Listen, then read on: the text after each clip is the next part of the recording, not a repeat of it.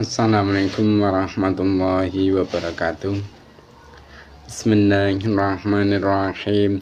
Nawaitu dhalaban ilmi izalatan jalim anamsi wan sa'ili juhali wa ihya'ad dini wa ibqa al-islami bil ilmi wa daral akhirati wa ridallahi ta'ala wa syukran ala nikmatil aqli wa nikmati syahadil badani fadlillahi ta'ala. Ila hadratan bil mustafa sayyidina Muhammadin sallallahu wa ala alihi wa sahbihi wa azwajihi wa dzurriyyatihi wa li bitikal mana khususun khasatan ila muslim ada kitab nazam matalab samantaqab bin muafiq wa jimin talamidi wa musyikhna wa mu'alif kitab alati ta'alamna wa lamna sanna ta'alallahumul fatihah. A'udzu billahi minasy syaithanir rajim. Bismillahirrahmanirrahim. Alhamdulillahirabbil alamin. Arrahmanir rahim. Maliki yaumiddin. Iyyaka na'budu wa iyyaka nasta'in. Ihdinas siratal mustaqim. Shiratal ladzina an'amta 'alaihim ghairil maghdubi 'alaihim waladdallin. Rabbi ighfirli wa liwalidayya mu'minina amin. Mari kita mulai pelajaran kita hari ini, yaitu kitab Nazm Matlab, yang mana untuk hari ini insya Allah akan menerangkan tentang adab orang yang mencari ilmu agama yang nomor 40, yaitu meminta petunjuk guru. Mari kita mulai. Terlebih dahulu seperti biasa kita baca bersama-sama nazmannya 3 kali, setelah itu kita kasih makna ya. Bismillahirrahmanirrahim. Qala al-musannifu rahimahumullah ta'ala wa nafa'ana bi alimi fid dharain amin. Wastaftihi wa iyyakum baqala wanzur ila maqalihi la man qala. Wastaftihi wa iyyakum baqala wanzur ila maqalihi la man qala. Sekali lagi. Wastafti wa iyyakum baqala wanzur ila maqali la maqala. Ya, kita maknai, persiapkan alat tulisnya. Wastaftihi lan nyuwuna fatwa sira ing guru. Wastaftihi lan nyuwuna fatwa sira ing guru. Ing singkatan apa? Mimfa. Wa iyakun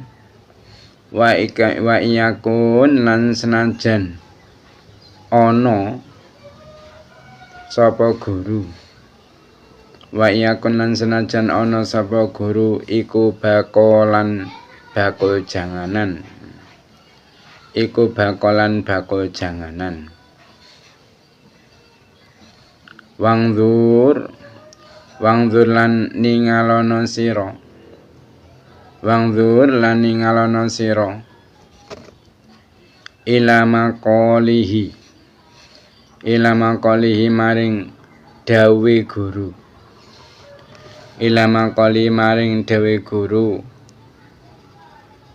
Laman ora maring wong.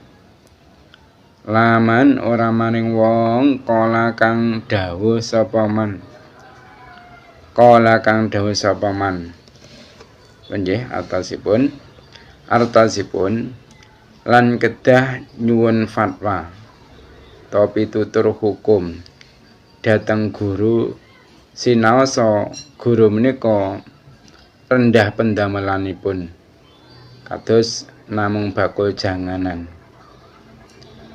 Jalaran ingkang kedah kawigatosaken menika dawuhipun sanes tiyang ingkang dawuh. Lah ing mriki wonten pepatah ungdzur maqala wala tangdzur mangkol. Dadi deloken apa sing diomongne lan aja ndelok sapa sing ngomongne. Jadi Kiai Nazim yaitu Syekh Muntakhab bin Muafiq rahimahullah beliau menerangkan kepada kita tentang adab orang yang mencari ilmu agama yang nomor 40 dengan perkataan beliau, yaitu wastaftihi wa yakum bakola wangzur ila maqali wala mangkola. Apa artinya? Artinya mintalah fatwa meskipun gurumu itu penjual sayuran. Lihatlah apa yang diucapkan, bukan siapa yang mengucapkan. Jadi adab santri atau pelajar yang nomor 40 itu apa? Yaitu santri atau pelajar itu harus meminta petunjuk. Maksudnya meminta keterangan hukum yang benar kepada seorang guru, serta menerimanya dengan sepenuh hati. Nah, meskipun seandainya gurunya tersebut itu menggeluti sebuah pekerjaan halal serendah apapun, misalnya yaitu sang guru itu bekerja berjualan sayur mayur, atau mungkin bekerja sebagai tambal ban dan semacamnya. Kenapa? Sebab yang perlu diperhatikan itu ialah keterangan, penjelasannya, bukan pekerjaannya. Nah, sekarang hukum belajar agama tanpa guru dan dalilnya. Jadi menuntut ilmu, perlu saya mengetahui bahwasanya menuntut ilmu itu adalah merupakan kewajiban bagi setiap muslim, baik laki-laki maupun perempuan. Nah, menjadi pribadi yang berilmu itu menjadikan diri kita itu memiliki derajat yang lebih tinggi. Nah, kewajiban menuntut ilmu sendiri itu telah dianjurkan dalam banyak dalil. Rasulullah SAW beliau bersabda, talabul ilmi faridatun ala kulli muslimin. Bahasanya menuntut ilmu itu wajib atas setiap muslim. Begitu juga Allah di dalam Al-Quran berfirman, yaitu di surah An-Nur, innama kana qaulal mu'minina idza du'u ila Allahi wa rasulihi liyahkuma bainahum ayyaqulu sami'na wa ata'na wa ulaika humul muflihun. Sesungguhnya ucapan orang-orang yang beriman apabila itu dia diajak untuk kembali kepada Allah dan Rasul-Nya, agar Rasul itu memberikan keputusan hukum di antara mereka, hanyalah dengan mengatakan kami mendengar dan kami taat. Dan hanya merekalah orang-orang yang berbahagia.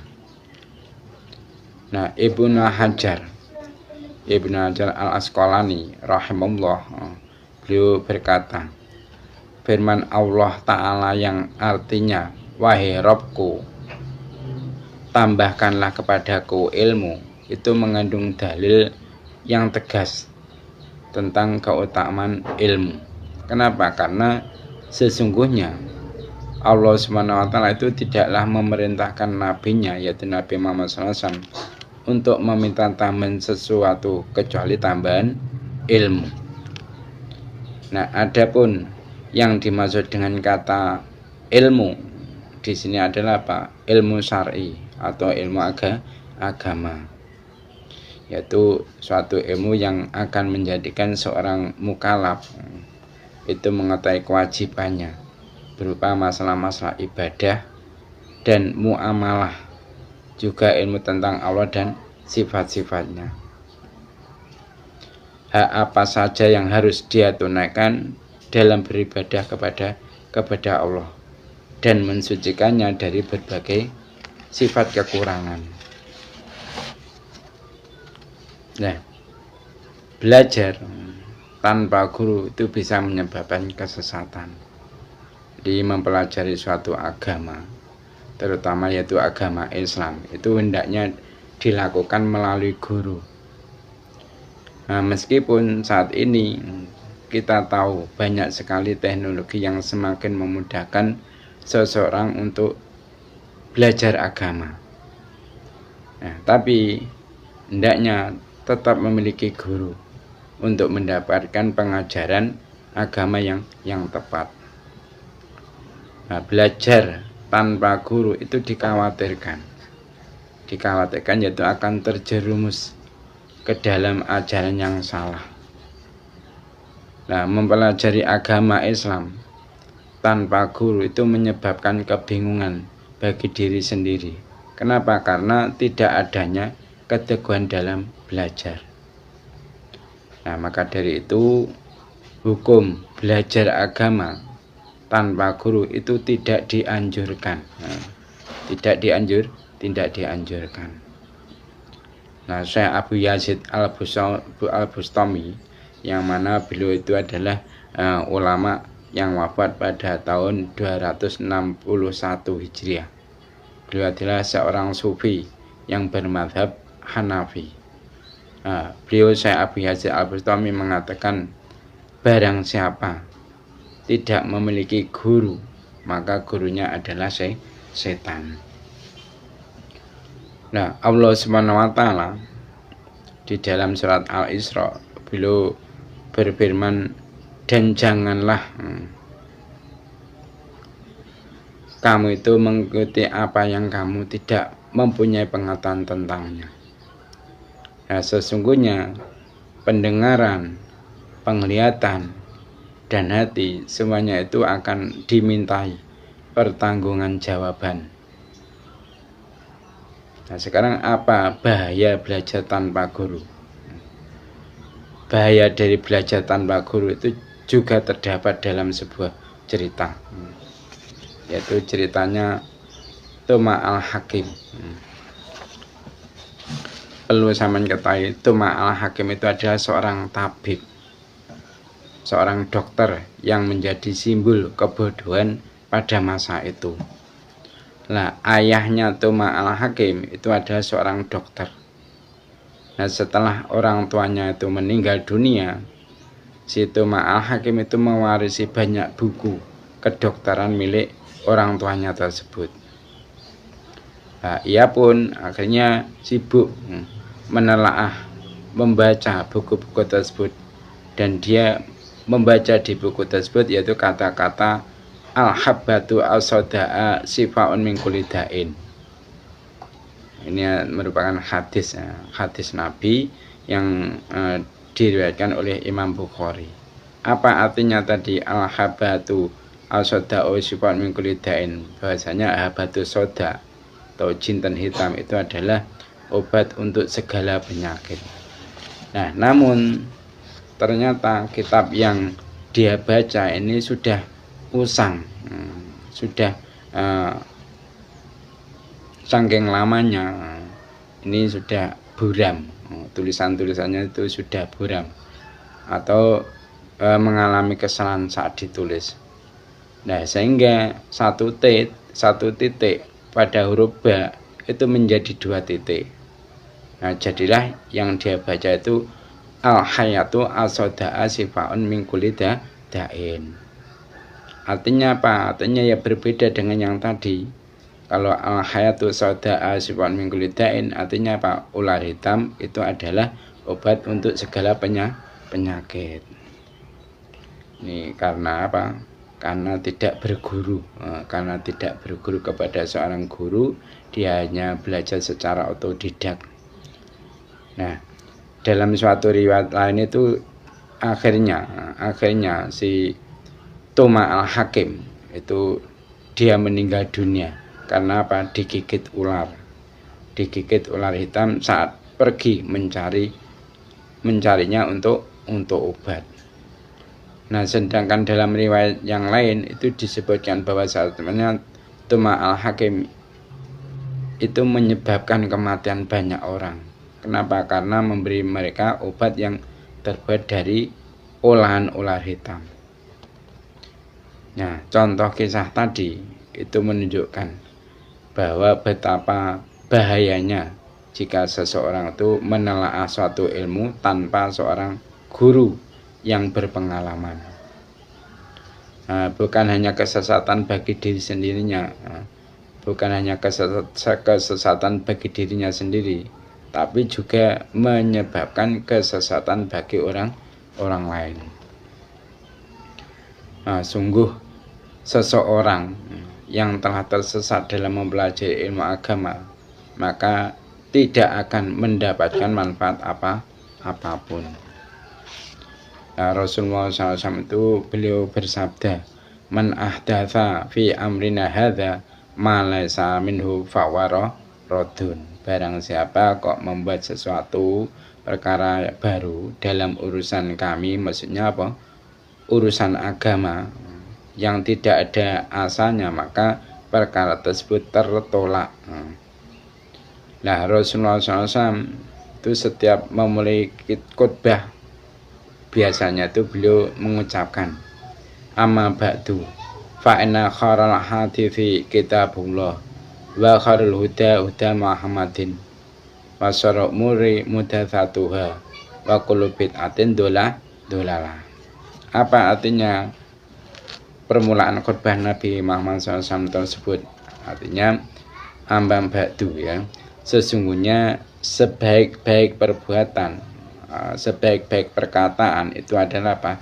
Kitabullah. Dan sebaik-baik petunjuk itu adalah petunjuk Nabi Muhammad SAW. Nah, sejelek-jelek perkara itu adalah apa? Perkara agama yang diada-adakan. Nah, setiap perkara agama yang diada-adakan itu adalah bid'ah. Nah, setiap perkara bid'ah itu adalah kesesatan. Nah, dalam riwayat An-Nasa'i itu ada perkataan mayyahdillahu fala mudhillalah wa mayyudlil fala hadiyalah. Inna asaddaqal hadithi kitabullah wa asanahud hadiyu Muhammadin sallallahu alaihi wasallam wa syarrul umuri muhdatsatuha wa kullu bid'atin wa kullu muhdatsatin bid'atun wa kullu bid'atin dolalatun wa kullu dolalatin finnar. Artinya apa? Artinya hadis tersebut, barang siapa yang diberi petunjuk oleh Allah, maka kok tidak ada yang bisa. Jadi barang siapa yang diberi petunjuk oleh Allah, maka tidak ada yang bisa menyesatkannya.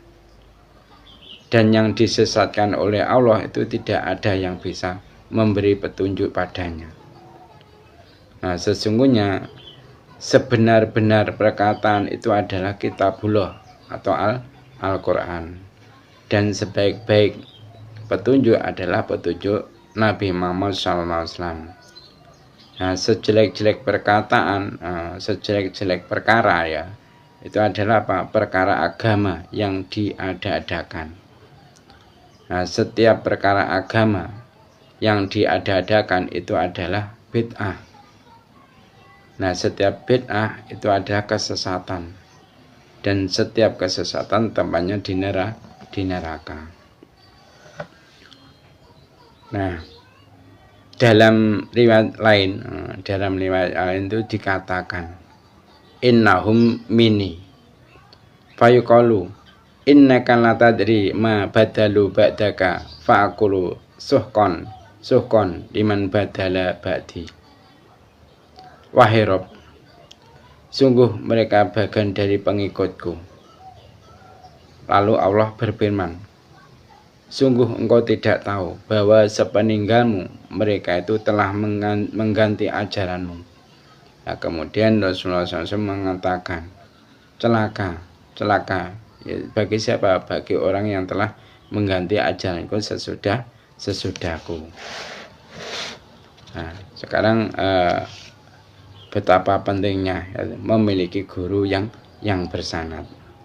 Jadi menuntut ilmu itu adalah kewajiban bagi setiap muslim, baik laki-laki maupun perempuan. Lah, menjadi pribadi yang berilmu itu menjadikan diri kita itu memiliki derajat yang lebih tinggi. Namun ilmu tanpa sanad, maka gurunya adalah setan. Kenapa? ilmu agama itu bukan sekedar coba-coba ya, tetapi menyangkut perilaku, akhlak dunia dan akhirat.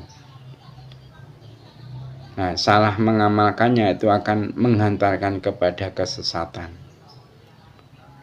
Jika ingin memiliki ilmu agama yang benar, maka hendaklah itu menghadiri majelis taklim yang dibimbing oleh ustadz atau ulama. Nah, belajar agama itu tidak cukup sendiri, tidak cukup dengan secara otodidak, dengan membaca buku atau menonton YouTube. Nah, bisa sampean bayangkan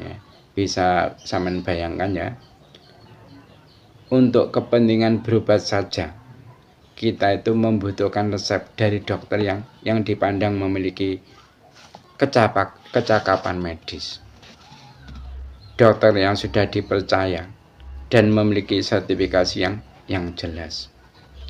Nah, begitupun dengan persoalan agama, semestinya seseorang itu juga harus peduli dengan asupan ilmu agama yang akan dikonsumsi dan dipraktekkan.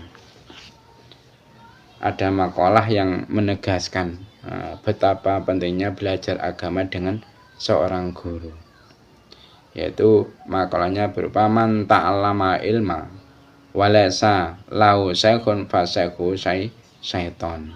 Artinya apa? Artinya barang siapa yang belajar ilmu namun kok tidak berguru, maka gurunya adalah setan. Nah, kenapa kok seperti itu? Memang penting kita itu harus berguru kepada seorang guru di dalam mempelajari ilmu agama. Jadi saya katakan bahwasanya berguru kepada seorang guru di dalam masalah ilmu agama itu sangat penting. Nah, kenapa sangat penting seorang guru? Karena guru itu mempunyai kemampuan dan sanad keilmuan yang jelas. Nah, sanad ilmu itu menunjukkan pentingnya otoritas dalam berilmu agama. Nah, terlebih bagi muslim yang masih awam, yang masih nol putul masalah agama dan tidak memiliki kemampuan menggali serta meneliti suatu persoalan dalam ilmu agama, maka ia itu diwajibkan memiliki guru yang membimbingnya. Imam Bukhari yang mana beliau itu terkena ahli hadis, itu sampean perlu tahu jumlah gurunya, jumlah guru beliau yaitu Imam Bukhari itu sampai mencapai 1080 ulama itu guru Imam Bukhari. Jadi dapat disimpulkan, jika belajar agama tanpa guru itu sangat rawan gagal paham dalil agama dan rawan dengan kesesatan. Nah, jika seorang ingin mengetahui makna yang terkandung dalam Al-Quran tanpa proses belajar dari bimbingan guru atau ulama, niscaya ia itu akan menemui kesulitan dan merasa was-was dalam beragama. Nah, jika manusia mendapat ilmu dari seorang guru dengan berhadapan-hadapan, maka ia itu akan terjaga dari kesesatan.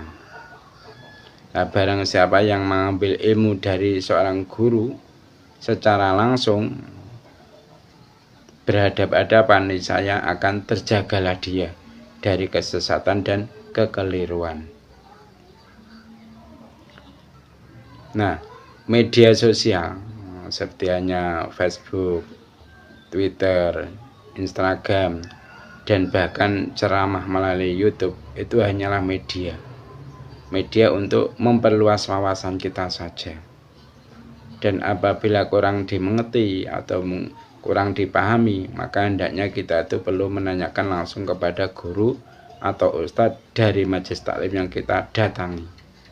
Jangan berpegang dari media sosial untuk menghakimi perbuatan dan amalan. Nah, sekarang tentang memilih ulama yang benar.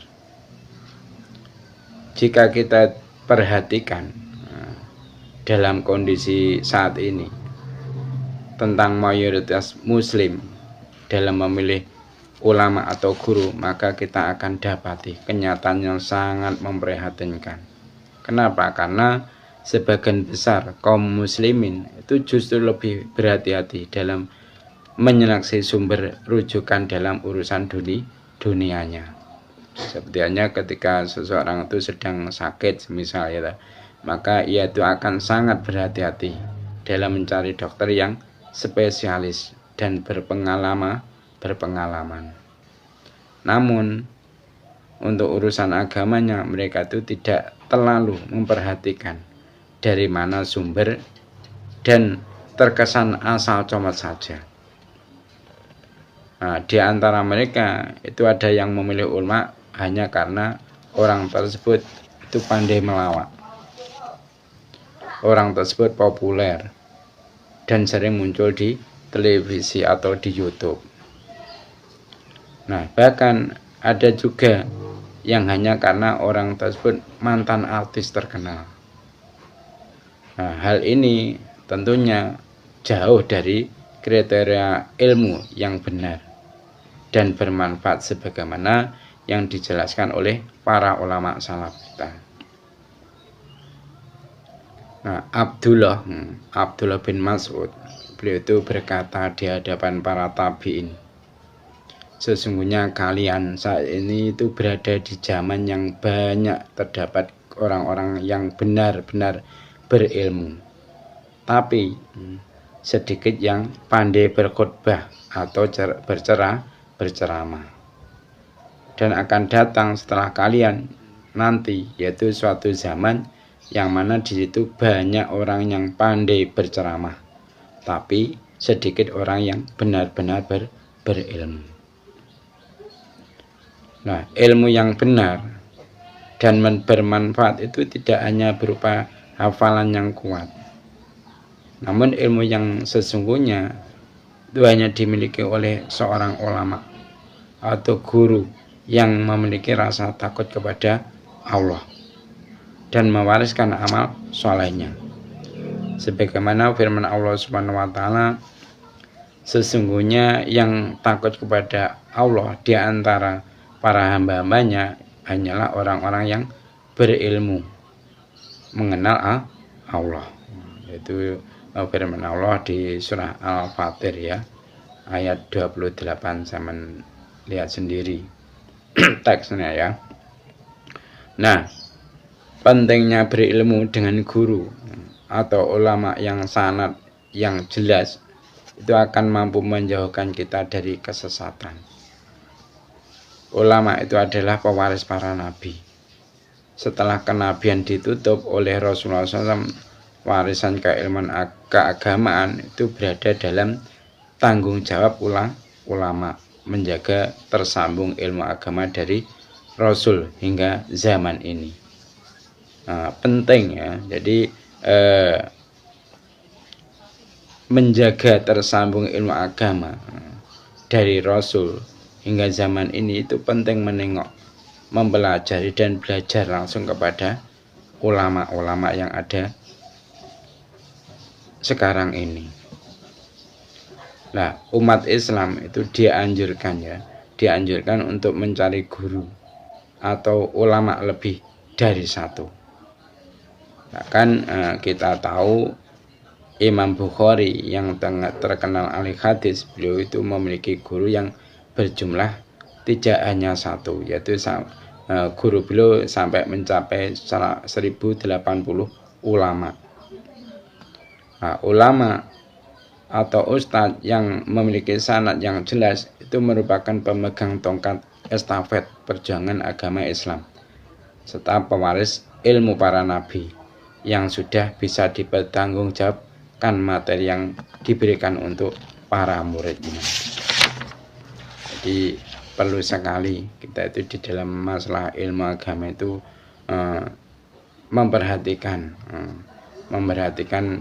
kepada siapa kita berguru.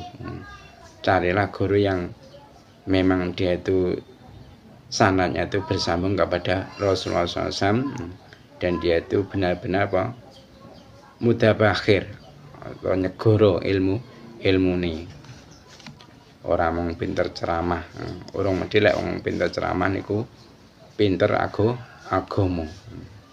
Pun ngaten mawon, gitu aja ya. Ada kurang lebihnya mohon maaf. Mari kita tutup majelis ini dengan membaca doa kafaratul majelis. Subhanakallahumma wa bihamdika asyhadu an la ilaha illa anta astaghfiruka wa atubu ilaik. Wassalamualaikum warahmatullahi wabarakatuh.